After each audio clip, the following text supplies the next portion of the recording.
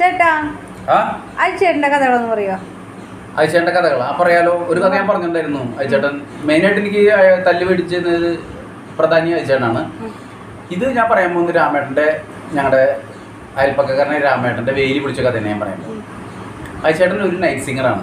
അതായത് പേടി തോന്നണ രാത്രികളിൽ ഉച്ചത്തിൽ പാട്ട് പാടുന്നൊരു വ്യക്തിയാണ് അയച്ചേട്ടൻ. അയച്ചേട്ടൻ എവിടെയോ പോയിട്ട് വരുമ്പോൾ ഒരു 9:30 സമയമായിട്ടുണ്ട്. ഞങ്ങളുടെ അവിടുത്തെ പാതിരാത്രി, ഞങ്ങളുടെ നാട്ടിലെ പാതിരാത്രി. രാമേട്ടൻ്റെ മതിലെന്ന് പറഞ്ഞിട്ടുണ്ടെങ്കിൽ ഒരു 1.5 ആൾ പൊക്കമുള്ള മതിലും അതിനകത്ത് ഗേറ്റുമാണ്. അപ്പോൾ ഈ വരുന്ന വഴിയിൽ മൂപ്പര് പാളയംകുളം വാഴരെ ഒടിഞ്ഞ കൈ ഇങ്ങനെ ഒരു നാടുന്ന് കണ്ടു.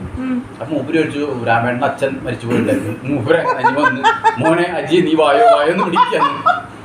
മൂപ്പര് എന്ത് ചെയ്തെന്നുണ്ടെങ്കിൽ ഉച്ചത്തിൽ പാട്ട് നിർത്താൻ പോയില്ലേ, പാട്ട് നിർത്തേണ്ട കാര്യം മൂപ്പരും മറന്നുപോയി.